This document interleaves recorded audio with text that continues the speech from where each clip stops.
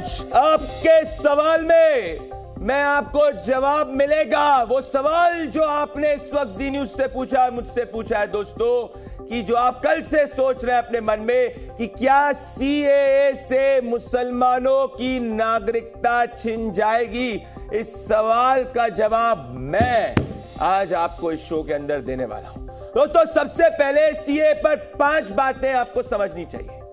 पहली, कि सीएए नागरिकता लेने का नहीं, नागरिकता देने का कानून है। दूसरी, 18 करोड़ भारतीय मुसलमानों पर यह लागू ही नहीं होता है, ना किसी भारतीय नागरिक पर यह लागू होता है। तीसरी, यह कानून किसी भी मुसलमान प्रवासी को वापस भेजने की बात नहीं करता है।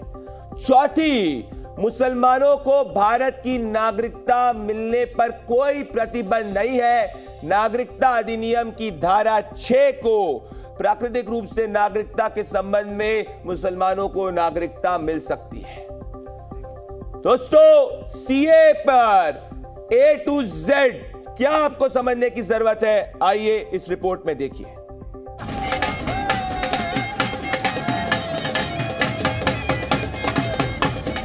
सीए लागू होने के बाद देश के अलग अलग हिस्सों में जश्न का माहौल है। जम्मू में ढोल नगाड़े और मिठाइयों के साथ नागरिकता के नए अध्याय का स्वागत किया गया। जो दिल्ली की सरकार ने, मिस्टर मोदी जी ने और शाह साहब ने जो साहसिक ऐतिहासिक निर्णय लिया है, पूरा देश उसका स्वागत कर रहा है। गृह मंत्री अमित शाह ने कहा है कि सीए सम्मान का प्रतीक है। ऐसा करके सरकार ने अपना वादा पूरा कर दिया। शाह ने विपक्ष के कुछ नेताओं का नाम लेकर कहा कि वो सीए पर झूठ बोल रहे हैं। जो अपने महिलाओं के सम्मान के लिए, अपने धर्म की रक्षा के लिए, अपने गौरव की रक्षा के लिए भारत की शरण में आए थे, इनको एक कांग्रेस वाले मजलिस टीआरएस विरोध करते थे, नागरिकता नहीं देने देते थे। नरेंद्र मोदी जी ने इनको नागरिकता देकर उनको सम्मान के साथ जीने का उनका स्वप्न पूरा किया है। लेकिन एआईएमआईएम के असदुद्दीन ओवैसी को नागरिकता कानून में षड्यंत्र दिख रहा है। मौजूदा अभी प्रेजेंट होम मिनिस्टर ने पार्लियामेंट में कहा था, मेरा नाम लेकर के, ओवैसी जी एनपीआर भी आएगा, एनआरसी भी आएगा। कई टीवी के इंटरव्यूज में उन्होंने बात कही थी। तो हम ये बताना चाह रहे हैं कि सीएए एक्ट को सिर्फ आप सीएए से मत देखिए, राइट टू इक्वालिटी के खिलाफ है। आप कैसे हर रिलीजन को आप उसकी इजाजत दे रहे हैं उनको, और आप जो रिलीजन जिनका इस्लाम है उनको आप नहीं दे रहे। ममता बनर्जी भी इस कानून को चुनाव से पहले धोखा बता रही हैं। सब हिंदू, শিখ, বৌদ্ধ, জৈন, পার্সি, খ্রিস্টানরা 2015 সালের পরে যারা ভারতে এসেছেন তারা সব বেআইনি হয়ে যাবেন। সংখ্যালঘুরাও তো আছেই। ইচ্ছা করেই কালকের দিনটা বেছে নেওয়া হয়েছে, কারণ কালকে থেকে রমজান মাস শুরু হয়েছে, এটা আমরা বুঝি। বিজেপির খেলা হচ্ছে হিন্দুতে হিন্দুতে ভাগ করে দেওয়া, মুসলিমে মুসলিমে ভাগ করে দেওয়া। इस बीच नए कानून के तहत नागरिकता हासिल करने के लिए ऑनलाइन आवेदन प्रक्रिया शुरू हो गई है। वैसे तो पूरे भारत में अब से कुछ ही दिन में होली का त्यौहार मनाया जाने वाला है, लेकिन यहाँ पर मजनू के टीले में अगर आप देखिए तो होली का कार्यक्रम शुरू हो चुका है। लोगों की आप तस्वीर देख लीजिए कि किस तरह से लोग भारत का झंडा उठाए, भारत माता की जय का नारा लगाए, गाल में गुलाल है, रंगों का त्योहार लगातार मना रहे हैं। और लोगों के लिए ऐसे होली का त्योहार आज ही, आप लोगों के लिए होली आज ही हो गई। बहुत अच्छा लगा हमको, नागरिकता मिल गई। मोदी वार को नमस्कार, धन्यवाद मोदी जी को, बहुत अच्छा लगा हमको। सवाल है कि जब नागरिकता कानून को लेकर भरोसा और खुशी जताई जा रही है तो फिर इसका विरोध क्यों? सारे भ्रम दूर हो जाएंगे। देखते रहिए आपका सवाल। दोस्तों, फिर इस पर झूठ फैलाने की, राजनीति करने की कोशिश क्यों चल रही है? मुसलमानों में भय फैला कौन रहा है? आइए एक एक करके ये भय गैंग से मिलते हैं। पहले टीएमसी की चीफ ममता बनर्जी, सुनिए उन्होंने क्या कहा। सब हिंदू, শিখ, বৌদ্ধ, জৈন, পার্সি, খ্রিস্টানরা 2015 সালের পরে যারা ভারতে এসছেন তারা সব বেআইনি হয়ে যাবেন। সংখ্যালঘুরাও তো আছেই, ইচ্ছা করেই কালকের দিনটা বেছে নেওয়া হয়েছে, কারণ কালকে থেকে রমজান মাস শুরু হয়েছে, এটা আমরা বুঝি। বিজেপির খেলা হচ্ছে হিন্দুতে হিন্দুতে ভাগ করে দেওয়া, মুসলিমে মুসলিমে ভাগ করে দেওয়া। ममता जी, सच क्या है कि सीए का एनआरसी से कोई लेना देना नहीं है। मेरे पास डॉक्यूमेंट है, 52 पेज का डॉक्यूमेंट जो मेरे फोन के अंदर है, और इसमें लिखा है कि एनआरसी शब्द भी नहीं है। तब आइए भय गैंग के दूसरे मेंबर से हम मिलते हैं, असदुद्दीन ओवैसी। सुनिए उन्होंने क्या कहा है। मौजूदा अभी प्रेजेंट होम मिनिस्टर ने पार्लियामेंट में कहा था मेरा नाम लेकर के, ओवैसी जी एनपीआर भी आएगा, एनआरसी भी आएगा। कई टीवी के इंटरव्यूज में उन्होंने बात कही थी। तो हम ये बताना चाह रहे हैं कि CAA एक्ट को सिर्फ आप CAA से मत देखिए, राइट टू इक्वालिटी के खिलाफ है। आप कैसे हर रिलीजन को आप उसकी इजाजत दे रहे हैं उनको, और आप जो रिलीजन जिनका इस्लाम है उनको आप नहीं दे रहे। ओवैसी जी, संविधान के खिलाफ कैसे हो सकता है? प्रियम्बल कहता है we the people of India. ये हिंदुस्तान के नागरिकों पे जब ये एक्ट लागू ही नहीं होता है तो ये संविधान के खिलाफ कैसे? दोस्तों आइए ये भय गैंग के तीसरे मेंबर से हम मिलते हैं, इनका नाम है शशि थरूर जी। आइए सुनिए इन्होंने क्या कहा है। We created a constitution which you cannot discriminate against people because of their religion or their caste, their color, their language, whatever. If you're a citizen of India, you have the same rights. This is the first time that into the principle of citizenship, you are finding a law being brought in that actually discriminates by excluding people of one particular faith. The rule is very simple. Anyone who has come to this country before the 31st of December 2014, who has sought refuge in this country from a neighboring country where they fear persecution, is eligible for citizenship. That's all that needed to be in the law. There was no need to specify which religions are eligible and thereby exclude people of only one religion. There is a pure communal message, a dog whistle as they say. Shashi जी, अफगानिस्तान, पाकिस्तान, बांग्लादेश मुस्लिम राष्ट्र है। यहां किसी को मुसलमान होने की वजह से मुस्लिम राष्ट्र में प्रताड़ित कैसे किया जा सकता है? ऐसा तो होना मुश्किल ही नहीं, और अगर ऐसा होता तो फिर इन सभी के सभी राष्ट्रों के अंदर मुसलमानों की जनसंख्या कम होती।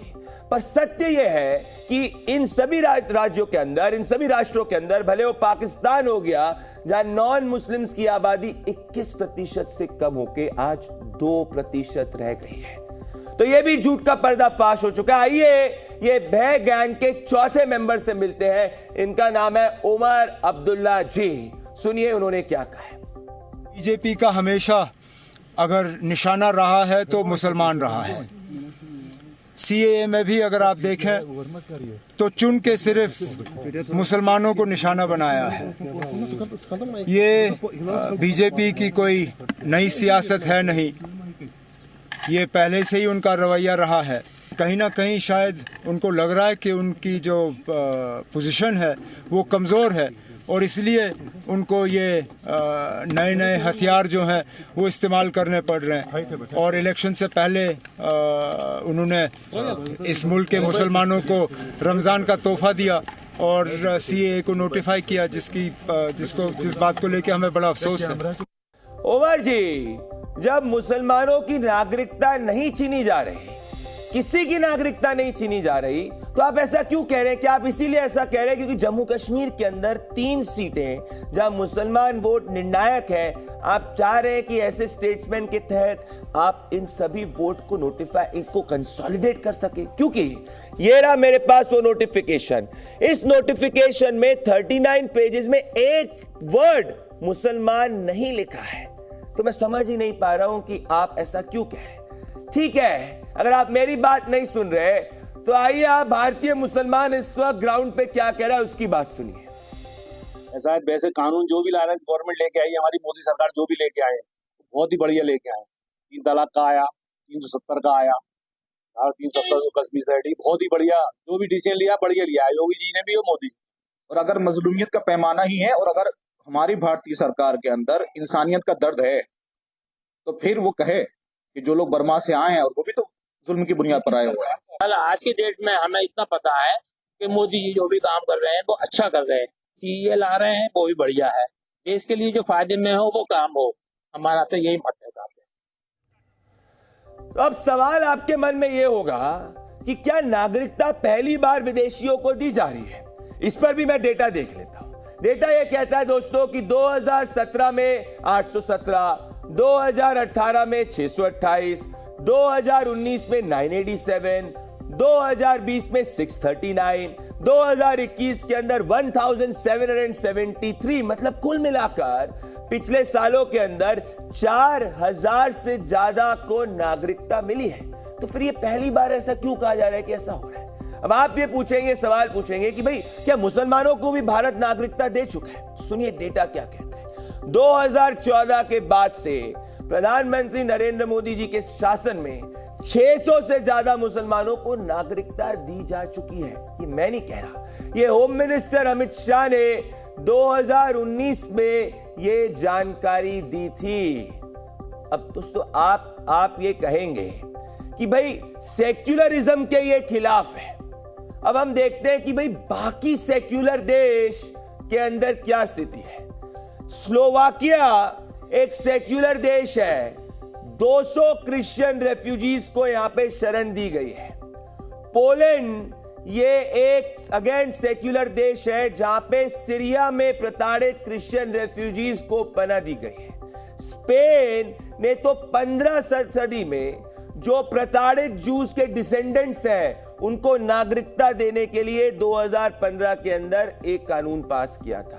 और हां, अगर मैं सिर्फ इतिहास की बात करूंगा तो कांग्रेस वर्किंग कमेटी ने 25 नवंबर 1947 को एक रेजोल्यूशन पास किया था आजादी के जज्बात में, और उसमें कहा गया था कि कांग्रेस का यह दायित्व है कि पाकिस्तान के गैर मुस्लिम को भारत में इज्जत की जिंदगी दी जाए।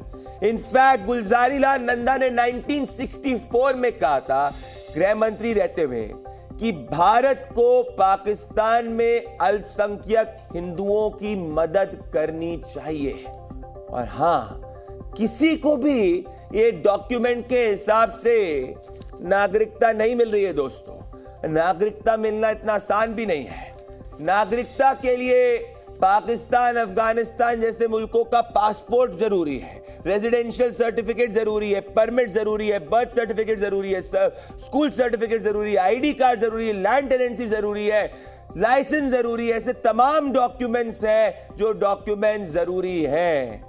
तो आप एक बार वापस से ध्यान से सुनिए, residential certificate, birth card, passport, license, school college का सर्टिफिकेट, ये सब डॉक्यूमेंट्स दिखाने होंगे। ये नोटिफिकेशन के शेड्यूल ए के अंदर लिखा है। तो ऐसा नहीं है कि किसी को भी नागरिकता दी जाएगी, इसमें सभी के सभी प्रिकॉशंस का ख्याल रखा गया है। तो दोस्तों, जब सवाल यह है कि ये सभी के सभी प्रिकॉशंस का ख्याल रखा गया है, तो एक बात तो आपके मन में क्लियर हो गई कि मुसलमानों की नागरिकता नहीं जारी, ये कॉन्स्टिट्यूशनल है, ये संवैधानिक है, पर संवैधानिक के साथ में ये मानवता की भी बात है दोस्तों। धर्मवीर सोलंकी जैसे तमाम ऐसे लोग जो अभी तक, जिनको ना बिजली मिल रही, ना पानी मिल रहा है, कोई सुविधा नहीं मिल रही, वो इसका इंतजार इसीलिए कर रहे हैं क्योंकि उनको अभी तक नागरिकता नहीं मिली है। या जोधपुर के रामचंद्र भी, जो पाकिस्तान से जब धार्मिक रूप से प्रताड़ित हुए थे तो परिवार के साथ हिंदुस्तान के अंदर शरण लेने आए, और उनको इतनी पीढ़ियों तक अभी तक सुविधा नहीं मिल पा रही क्योंकि उनको नागरिकता नहीं मिली है। ये इन तमाम परिवारों की कहानी है, उनके पीड़ा की कहानी है, जिनकी इज्जत आज हिंदुस्तान ने करी है। सुनिए इनमें से एक व्यक्ति, एक पाकिस्तान से आए हुए रेफ्यूजी जो अपनी पीड़ा व्यक्त कर रहे हैं। मेरा जन्म 1977 में पाकिस्तान में हुआ था। यूं लग रहा है कि जब मेरी आंख खुली थी माँ की कोख से आने के बाद, फर्स्ट बार जब पाकिस्तान में आंख खुली थी, तो देख रहे थे, यूँ लग रहा था कि मेरे माता पिता जो है एक बड़ी संघर्ष के अंदर जी रहे हैं। वो संघर्ष आज हमारी समाप्त हो चुकी है। ये जो भारत सरकार ने, जो भारत 140 करोड़ वासियों ने, भारत की भूमि ने ये जो समय हमें प्रदान किया है, ये जो हमें इज्जत दी है, जो हमें धर्म स्थापना की एक नई पीढ़ी, एक नई खोज, एक नई शुरुआत जो उन्होंने हमें दी है, मैं जानता हूँ कि जितनी संघर्ष हमें अपने आप को सुरक्षित रखने के लिए करनी पड़ी थी, उससे ज़्यादा हम संघर्ष करेंगे भारत माता के नाम को दुनिया में वर्ल्ड लेवल पर ऊंचा करने के लिए। दोस्तों, ये तमाम परिवारों की पीड़ा की दास्तां है जो पिछले कई पीढ़ियों से आप सुनते आ रहे हैं और आज इनकी पीड़ा खुशी के अंदर तब्दील हुई है। मुझे पता है आप भी पीड़ित हैं और हिंदुस्तान का हर नागरिक पीड़ित था। इसीलिए हिंदुस्तान का हर व्यक्ति आज सीए के नोटिफिकेशन के बाद में, भले वो मुंबई हो, असम हो, दिल्ली हो, बंगाल हो, सिर्फ और सिर्फ खुशी मना रहा है। मैं आपको इस वक्त दिखाना चाहता हूं कि देश भर में कैसे पाकिस्तान, अफगानिस्तान, बांग्लादेश से आए ये रेफ्यूजीज के मन में खुशी है, उल्लास है, साथ में भारतीय नागरिक भी इनके साथ में जश्न में डूबे हुए हैं। देखिए, जितना जल्दी मिल जाए उतना अच्छा है हमारे फ्यूचर के लिए, हमारे होने वाले बच्चों के फ्यूचर के लिए, क्योंकि बहुत कुछ सहना पड़ता है यहाँ। ऑलरेडी एडमिशन को लेके इतने इश्यूज़ है, जॉब को लेके इतने इश्यूज़ है, अगर जितना जल्दी मिल जाए तो ये सब ख़त्म हो जाए। अच्छा फैसला किया है सरकार ने, होना भी चाहिए। जल्दी मोदी जी से अपील है कि हमें नागरिकता मिलनी चाहिए। हमें बस सरकार से यही चाहिए कि हम लोगों को यहाँ पर, हमारे पति है, मेरा बेटा है बड़ा, उनको काम धंधा दे, हमारे घर के लिए कुछ करके दे, क्योंकि हम लोग यहाँ पर 10 साल से भाड़ा भर भर के हमारी जो आमदनी थी वो सब खत्म हो चुकी है। अब हमारे पास कुछ नहीं बचा। उत्साह है, जो चिंता मन में आज तक चले आ रहा था वो चिंता खत्म हो गई। अब सबके मन में ये लग रहा है कि आज हमें पूर्ण नागरिकता मिलेगा और हमें किसी प्रकार भविष्य में असुविधा महसूस नहीं होगी। सीए से सब खुशी मना रहे और इसमें तो किसी का नागरिकता जा नहीं रहा है, इसमें नागरिकता देने का है और बिल्कुल उल्लास में है सारे लोग। तो दोस्तों, आज आपको आपके सवाल में एक बात का जवाब मिल चुका है कि मुसलमानों की नागरिकता नहीं छीनी जा रही है। सीए संवैधानिक है और ये मानवता के हित में लिया गया कदम है। अगर आपका कोई भी सवाल है तो आप जी न्यूज के व्हाट्सएप नंबर पे, ईमेल आईडी के ऊपर इसको भेज सकते हैं। इस सवाल का जवाब मैं और हम जी न्यूज के दर्शकों को देंगे और देश की जनता को देंगे। आज भारत की हुंकार बीजिंग तक सुनाई दी है दोस्तों। जानते हैं क्यों? क्योंकि आज पोखरण में जो धूल उड़ी है उसकी धमक चीन की दीवार के उस पार तक पहुंची है। आज राजस्थान के पोखरण में भारतीय सेना ने अपनी संयुक्त ताकत का प्रदर्शन किया है, स्वदेशी हथियारों से युद्ध अभ्यास किया है और इस युद्ध अभ्यास का नाम दिया गया है भारत शक्ति।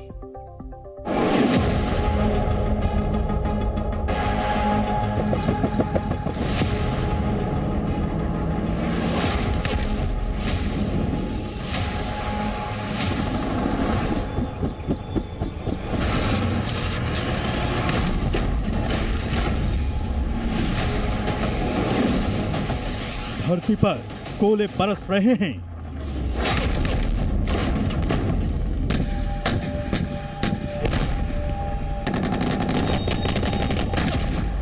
आसमान से अग्निवर्षा हो रही है। सेनाएं दुश्मन के खिलाफ अपना पराक्रम दिखाते हुए आगे बढ़ रही है।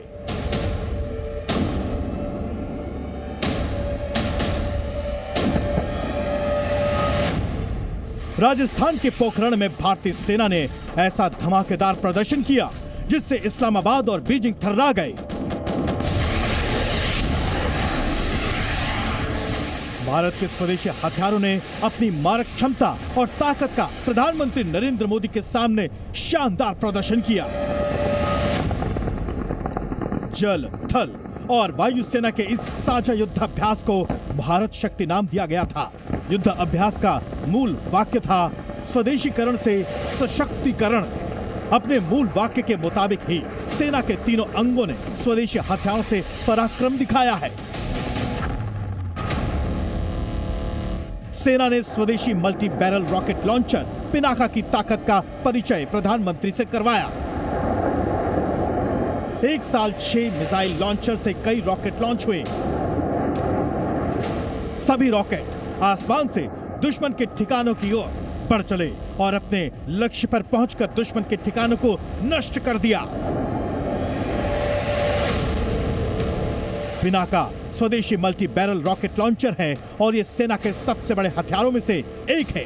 पिनाका की ताकत को देखकर पड़ोसी मुल्क पाकिस्तान दहल गया होगा, क्योंकि जिस जगह से युद्धाभ्यास हो रहा था वहां से पाकिस्तान की सीमा महज 110 किलोमीटर दूर ही थी।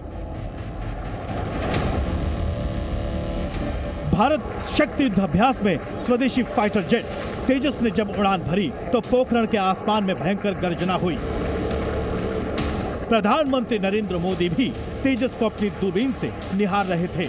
इसके बाद जांबाज फाइटर पायलट ने तेजस से बम दागकर दुश्मन के टैंक उड़ाने का पराक्रम प्रधानमंत्री को दिखाया और कुछ ही सेकंड्स में दुश्मन का टैंक चलकर खाक हो गया।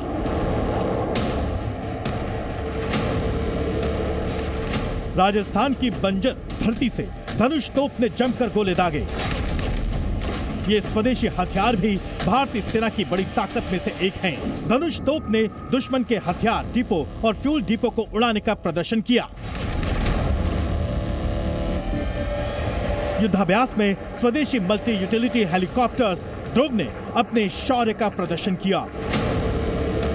हेलीकॉप्टर के जरिए पहले सेना की एक गाड़ी को एयरलिफ्ट कर दुश्मन के ठिकाने तक पहुंचाया गया। इसके बाद भारतीय सेना का एक जांबाज कमांडर हेलीकॉप्टर से उतरा और उस गाड़ी में जाकर बैठा जिसे हेलीकॉप्टर ने उतारा था। इसके बाद सेना के जवानों ने आतंकियों का खात्मे का प्रदर्शन किया। इस अभ्यास के जरिए सेना ने यह बताया कि किसी भी मुश्किल हालात में सेना दुश्मन के इलाके में कैसे दाखिल हो सकती है। आसमान में ये गर्जना, जमीन पर ये जांबाजी, चारों दिशाओं में गूंजता है विजय घोष। ये नए भारत का आह्वान है। ब्यूरो रिपोर्ट, ज़ी मीडिया। दोस्तों, प्रधानमंत्री नरेंद्र मोदी के सामने जल, थल और वायु सेना ने अपने शौर्य का जिस अंदाज में परिचय दिया, उसे देखकर आज 140 करोड़ हिंदुस्तानियों का सीना और चौड़ा हो गया होगा। युद्धाभ्यास में तेजस लड़ाकू विमान, प्रचंड लड़ाकू helicopter, Dhruv light utility helicopter, Pinaka multi barrel rocket launcher, T-19 tank, Arjun tank, K-19 Vajra, Dhanush, Sarang तोप, अत्याधुनिक ड्रोन, रोबोटिक ड्रोन म्यूल, इन स्वदेशी हथियारों ने आज जब अपना पराक्रम दिखाया तो दुश्मन चाहे जहां कहीं भी हो दोस्तों, इस धमाके को सुनकर आज बहरा हो जाएगा।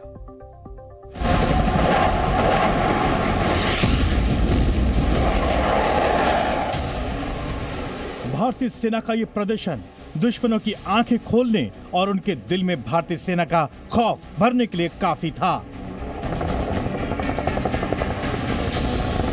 गोलियों की ये गूंज आतंकियों के लिए किसी काल से कम नहीं है।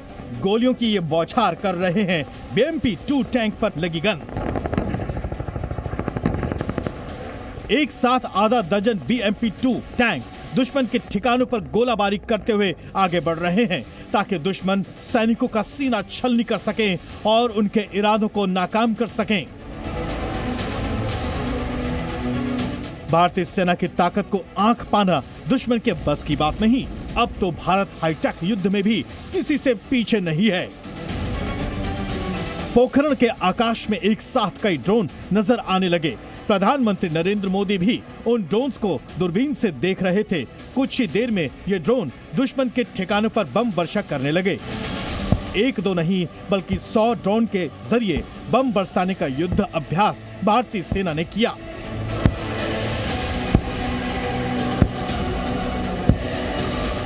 भारतीय सेना ने पहली बार ड्रोन युद्ध का इतना जबरदस्त युद्ध अभ्यास किया। पोखरण में युद्ध अभ्यास हो और भला अर्जुन की एंट्री ना हो, ये कैसे मुमकिन था? मेन बैटल टैंक अर्जुन ने प्रधानमंत्री नरेंद्र मोदी के सामने अपने युद्ध कौशल को दिखाया।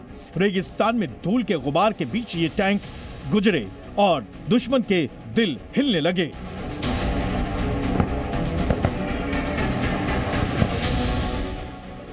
आधा दर्जन से ज्यादा अर्जुन टैंकों ने गोले दागकर चीन और पाकिस्तान को भारत की शक्ति का एहसास करा दिया। यही पोखरण है जो भारत की परमाणु शक्ति का साक्षी रहा है और यहीं पर हम आज स्वदेशीकरण से सशक्तिकरण उसका दम भी देख रहे हैं। भारत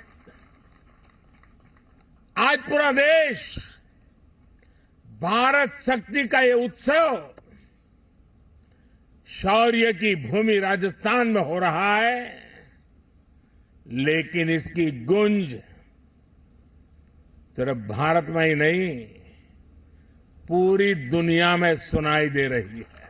अगर भारत की वायुसेना में दुश्मन का कोई ड्रोन या फिर विमान घुसपैठ करता तो उसे कैसे निस्तनाबूद करना है, इसका प्रदर्शन भारतीय नौसेना और थल सेना ने मिलकर किया। जमीन पर एडवांस गन से गोलियों की बौछार हुई तो चंद सेकंड में दुश्मन का विमान बर्बाद होकर जमीन पर आ गिरा। नौसेना ने एयर डिफेंस सिस्टम की क्षमता का प्रदर्शन को दिखाया। जमीन पर दुश्मन के इलाके में घुसकर कैसे उसका खात्मा करना है, भारतीय सेना के जांबाज जवानों ने इसका भी प्रदर्शन किया। इस अभ्यास के जरिए सेना ने आतंकियों को यह संदेश दिया कि भविष्य में अगर आतंकी ट्रेनिंग कैंप और लॉन्च पैड बनाया तो इसी तरह वो भी जलकर राख हो जाएंगे। भारत के स्वदेशी लाइट कॉम्बैट हेलीकॉप्टर प्रचंड ने भी अपने युद्ध कौशल का प्रदर्शन किया। प्रचंड के साथ साथ सेना के सबसे ताकतवर टैंक भीष्म ने दुश्मन के खिलाफ साझा अभियान छेड़ा। जमीन से भीष्म ने तो प्रचंड ने आसमान से दुश्मन के हथियारों को पल भर में बर्बाद कर दिया। भारत शक्ति में शामिल सभी हथियार स्वदेशी थे। भारत जैसे देश के लिए रक्षा क्षेत्र में आत्मनिर्भर होना क्यों जरूरी है, अब ये भी जान लीजिए। इसकी सबसे बड़ी वजह है भारत का 2 परमाणु शक्ति संपन्न दुश्मनों से घिरा होना। चीन और पाकिस्तान जैसे दुश्मनों से घिरा है भारत। 2 मोर्चों पर युद्ध के लिए स्वदेशी हथियार बेहद जरूरी है। आयात किए हथियारों से लंबा युद्ध संभव नहीं है और इन्हीं खतरों को देखते हुए भारत रक्षा क्षेत्र में तेजी से आत्मनिर्भरता की तरफ बढ़ रहा है। ब्यूरो रिपोर्ट, ज़ी मीडिया। दोस्तों, पोखरण में भारत ने स्वदेशी हथियारों का दम दिखाया तो दुनिया से भी भारत तेजी से हथियार खरीद रहा है। मतलब आत्मनिर्भरता के साथ हम अपने रक्षा का भंडार भी बढ़ा रहे हैं। इसी वजह से भारत दुनिया का सबसे बड़ा हथियार खरीदने वाला देश बन गया है। बीते 5 साल में हमने करीब 4.7% ज्यादा हथियार खरीदे हैं। भारत ने सबसे ज्यादा हथियार रूस से खरीदे हैं। कुल हथियार आयात में रूस का जो प्रतिशत है 36% है दोस्तों। चीन के हथियार आयात में 44% की गिरावट हुई है। यानी चीन पहले से ही परेशान है कि भारत इतना ऊपर कैसे बढ़ रहा है। भारत की पराक्रम की तस्वीर ने उसकी नींद ऑलरेडी उड़ा दी है दोस्तों। और इसीलिए आज जो पोखरण में हुआ, इससे एक बात तो साबित हो गई है कि भारत अब एक वैश्विक शक्ति के रूप में खड़ा हुआ है, जिससे चीन से लेकर पाकिस्तान में घबराहट है। मेरे साथ आपके सवाल पे जुड़ने के लिए बहुत बहुत धन्यवाद। नमस्कार।